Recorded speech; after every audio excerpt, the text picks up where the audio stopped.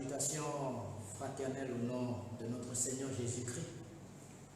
Nous sommes à notre programme d'édification, comme d'habitude, tous les jeudis à partir de 19 h, nous nous retrouvons pour partager la parole de Dieu, pour édifier notre foi. Nous sommes de l'Église des Assemblées de Dieu, à Bobo Kennedy, temple de la grâce, avec à sa tête le docteur Golé Michel, et nous vous saluons dans le beau et précieux nom de notre Seigneur Jésus-Christ. Ce soir, nous sommes là encore pour partager la pensée de Dieu, nous fortifier dans ce moment difficile que le monde est en train de vivre. Les partages que nous faisons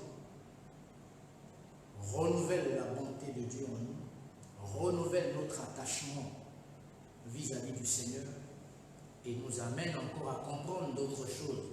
Parce que pour chaque événement, le Seigneur se sert de chaque événement pour nous instruire. Et ce soir, nous voulons vous partager la pensée de Dieu. Nous allons lire un texte dans le livre de Galates, Galates au chapitre 5, le verset 1er, nous allons lire et nous allons partager une pensée avec vous. Si vous êtes à la page, je vais lire au nom de Jésus. C'est pour la liberté que Christ nous a affranchis.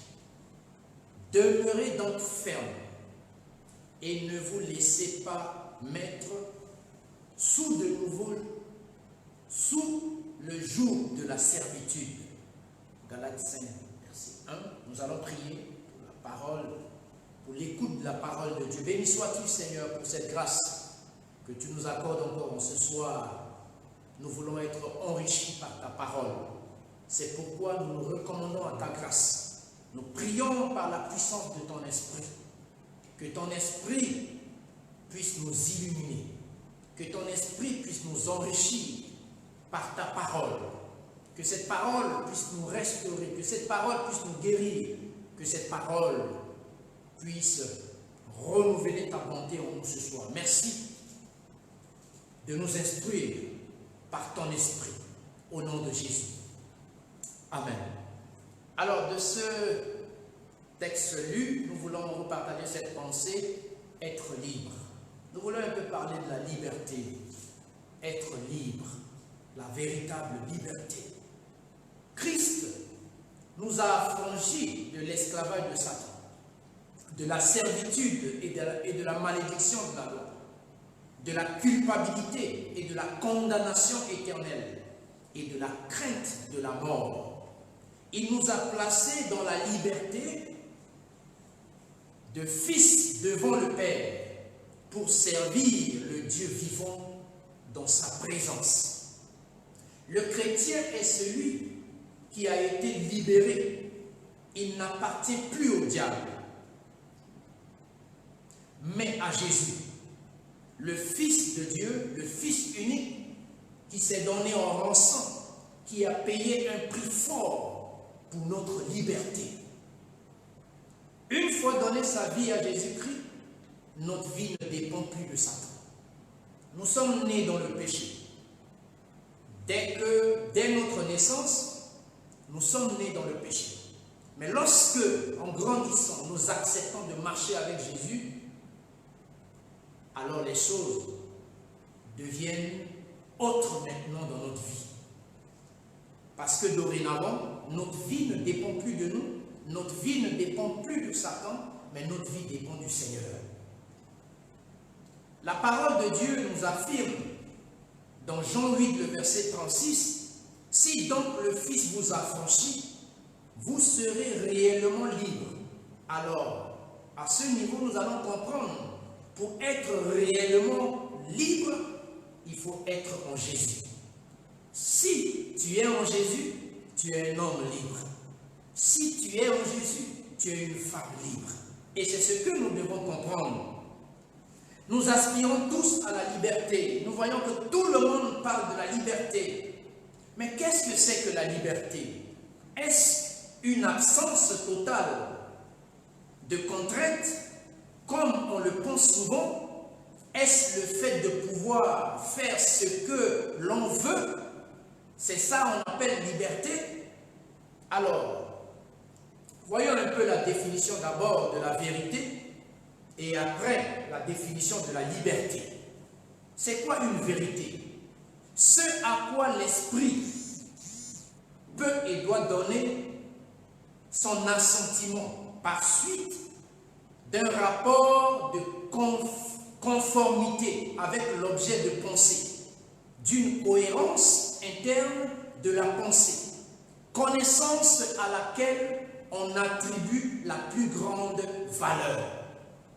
En ce qui concerne la liberté, c'est un état d'indépendance, d'autonomie par rapport aux causes extérieures, absence, suppression ou affaiblissement d'une contrainte. L'état de l'homme devant Dieu est donc celui de pécheur. Tout homme devant le Seigneur est un homme pécheur. Car la parole de Dieu nous dit dans Romains 3, verset 23, « Car tous ont péché et sont privés de la gloire de Dieu. » L'homme est esclave du péché, il sert Satan. Il est rebelle aux lois de Dieu et les enfreint. Il a peur de la mort. Il ne connaît rien de la sainte présence de Dieu. Il tremble en attendant parler du retour du Seigneur venant du ciel. Lorsqu'on parle du retour de Jésus-Christ, l'homme tremble. Lorsqu'on parle de la mort, l'homme tremble. Regardez un peu ce qui est en train de se passer dans le monde. Tout le monde tremble. Le monde tremble face à cette pandémie, face à ce qui est en train de se passer. Mais la bonne nouvelle que j'ai à vous annoncer, si tu es en Jésus, même face à la mort, tu n'as pas à trembler. Même s'il arrive que la mort frappe à ta porte, tu n'as pas à trembler. Parce que la parole de Dieu dit, pour nous les enfants de Dieu, la mort est un gain. La mort est un gain. Nous sommes tous ainsi par nature, ceux qui se livrent sans restriction à leur penchant, finissant souvent seuls et malheureux. Il y a des gens qui se livrent à beaucoup de choses. Il y a des gens qui se disent des athées. Il y a des gens qui se disent qu'ils ne peuvent pas marcher avec le Seigneur. Il y a des gens qui sont attachés à leurs fétiches. Il y a des gens qui sont attachés à l'argent. Il y a des gens qui sont attachés aux objets. Il y a des gens qui sont attachés aux habits. Il y a des gens qui sont attachés à leur maison. Il y a des gens qui sont attachés à leur voiture. Il y a des gens qui sont attachés aux choses du monde. De nature, nous les êtres humains, c'est comme ça nous sommes. Nous sommes malheureux. Malheureux sans le Seigneur. Nous sommes malheureux sans Jésus. Nous sommes malheureux lorsque notre vie n'appartient pas au Seigneur Jésus. Il y a des gens qui se croyaient libres, mais ils doivent apprendre que dès leur naissance, ils sont esclaves du péché et incapables de se délivrer eux-mêmes. Dès la naissance, dès notre naissance, comprenons que nous sommes nés. Nous sommes tous nés avec le péché. Nous sommes tous nés dans le péché. Le mieux à dire, c'est ça. Nous sommes nés dans le péché. Ça veut dire que, étant enfants, tant que nous ne donnons pas notre vie au Seigneur pour dire nous acceptons Jésus-Christ comme notre Seigneur et Sauveur, nous ne pouvons pas connaître la véritable liberté. Nous pouvons être riches. Nous pouvons tout avoir sur cette terre. Mais si nous n'avons pas Jésus, nous sommes pauvres. Si nous n'avons pas Jésus, nous ne sommes pas un homme libre. Parce que la véritable liberté se trouve en Jésus, en Jésus-Christ. Par le biais de son œuvre qu'il a accomplie à la hauteur de la croix, c'est cette œuvre qui nous rend libres. L'œuvre de la croix. Nous ne sommes pas tous sous l'emprise de l'alcool, de la drogue, de l'argent, du jeu, du sexe ou d'autres addictions.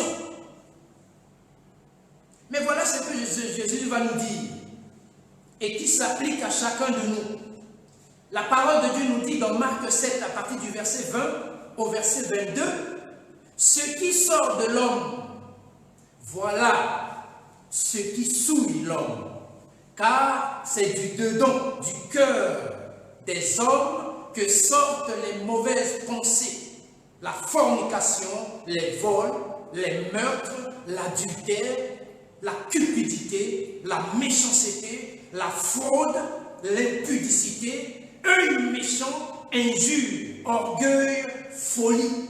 Tous ces éléments que vous voyez, c'est le cœur, ça vient du cœur de l'homme. Lorsque l'homme commence à mûrir le mal, lorsque l'homme commence à penser au mal, alors dans ses actes, il pose les actes qui font du mal aux autres. Comme ce que nous sommes en train de vivre dans le monde, si on essaie de chercher l'origine, chercher, on va découvrir que certainement il y a un homme, certainement il y a quelqu'un derrière ça, certainement c'est quelqu'un qui a commencé, parce que cette personne a mûri, parce que cette personne a pensé mal, et il commence à faire. Bien-aimés dans le Seigneur, s'il y a quelque chose à soigner, c'est nos cœurs. S'il y a quelque chose à soigner, c'est nos cœurs. Nos cœurs doivent être purs. Nos cœurs doivent être ouverts. Nos cœurs doivent être bien. Parce que généralement, si nous sommes mauvais dans nos cœurs, nous posons des mauvais actes. C'est dans notre cœur qu'est la source du mal que nous faisons, quel qu'il soit. Dieu nous a vus dans cet état dès notre chute, dans nos cœurs, il voit nos cœurs. Et il a plu au Seigneur de se donner en rançon pour notre liberté. Il a vu que le cœur de l'homme est méchant. Il a vu que l'homme, qu'est-ce que Dieu n'a pas fait dès la création? Qu'est-ce que Dieu n'a pas fait?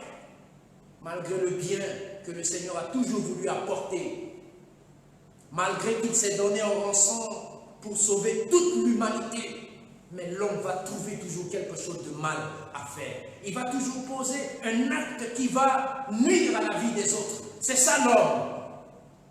Dieu a envoyé son propre Fils, sachant qu'il était le seul moyen du salut, pour racheter l'homme pécheur, l'amener à lui dans la liberté et le bénir. Accepter Jésus, c'est quitter le monde des ténèbres. Accepter Jésus, c'est goûter à la liberté. Accepter Jésus, c'est vivre la liberté. Alors, bien-aimé dans le Seigneur, toi qui es en train de m'écouter ce soir, as-tu réellement déjà fait la paix avec le Seigneur? As-tu réellement fait la paix avec le Seigneur? Si oui, on bénit le Seigneur.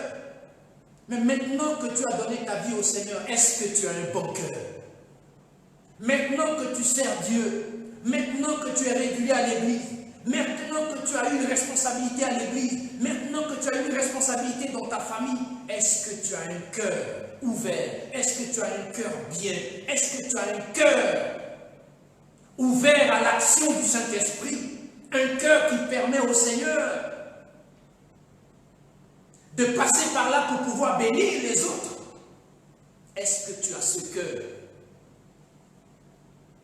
C'est ainsi que Christ est descendu. La parole de Dieu nous dit dans Jean 3,16, il a donné son Fils unique afin que quiconque croit en lui ne périsse point, mais qu'il ait la vie éternelle. Seul Jésus-Christ, tenté lui aussi par le diable,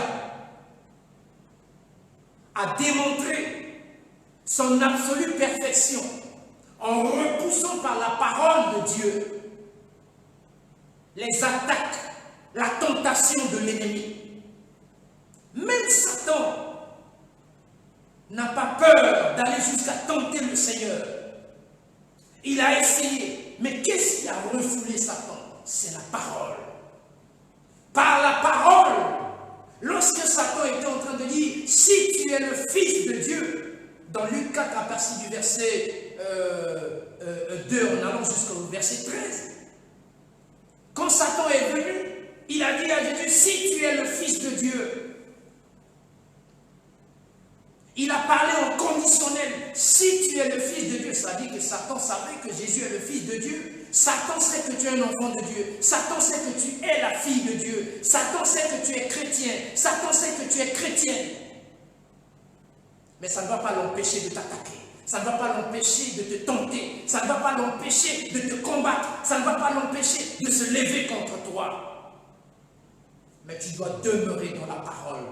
Tu dois rester serein. Tu ne dois pas te laisser affaiblir par les manigances de l'ennemi, par tout ce qui est en train de se passer autour de nous. Mais tu dois rester branché, tu dois rester connecté à la parole de Dieu. Lorsque Satan était venu pour tenter Jésus, la parole de Dieu nous dit, dans le même texte que nous venons de donner, dans Luc 4, que lorsque Jésus a eu faim après le jeûne, Jésus eut faim et soif, il y avait une faiblesse. Et c'est pendant cette faiblesse que Satan est venu. Parce que Jésus avait soif. Jésus avait faim. Et là, Satan est venu avec des propositions, avec des magouilles. Et oui, pendant cette période, bien-aimés dans le Seigneur, je vous assure, notre Seigneur, il est fidèle. Je vous assure, l'amour de notre Dieu n'a pas changé.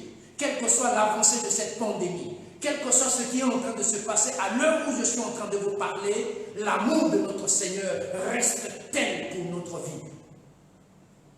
Quel que soit ce que tu vis, quel que soit ce que tu traverses, la bonne nouvelle que j'ai à t'annoncer ce soir, Jésus t'aime tel que tu es. Et il est présent dans ta vie. Il est dans ta maison. Et rassure-toi qu'il va te sécuriser. Rassure-toi que quelle que soit l'avancée de ce qui est en train de se passer, ça finira. Et lorsque ça finira, il y aura une bonne nouvelle pour ta vie. Cette bonne nouvelle sera donnée par le Seigneur. La vie de notre Seigneur était comment? Pure. Notre Seigneur avait une vie sainte sur la terre. Notre Seigneur n'a commis aucun péché. Mais je vous assure, malgré qu'il n'a rien commis comme mal, ça n'a pas empêché Satan de faire mouvement vers lui. Bien-aimé dans le Seigneur, comprenons quelque chose ce soir. Ce que nous devons comprendre, si nous voulons être libres, nous devons rester attachés à Jésus. Si nous voulons déguster à la liberté, la seule personne qui peut donner cette liberté, c'est notre Seigneur Jésus-Christ. L'ennemi vient avec beaucoup de choses. Aujourd'hui, vous allez voir, vous allez comprendre qu'il y aura beaucoup de choses. Il va y avoir des chômages, il va y avoir des difficultés sur le plan financier, sur le plan matériel, il va y avoir des difficultés de tout genre. Mais rassurez-vous, notre Seigneur, il est assis sur son trône. Il a une bonne nouvelle pour ses enfants. Il va agir. Il ne va pas abandonner ses enfants. Il ne va pas délaisser ses enfants. Il ne va pas abandonner ses enfants. Il va les assister. Il va les accompagner. Il va les rassurer. Rassurez-vous, le Seigneur est présent. Et je vous assure, quelle que soit l'avancée de cette pandémie, quel que soit ce qui va se passer dans le monde, ne vous déconnectez pas au Seigneur.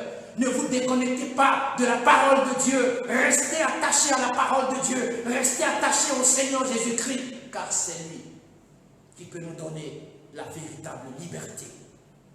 La véritable liberté se trouve au Seigneur Jésus-Christ. Se trouve en lui. Le prix à payer pour nous délivrer. Il a payé un prix fort pour nous délivrer. Ce sont les souffrances expiatoires qu'il a subies pour nous libérer.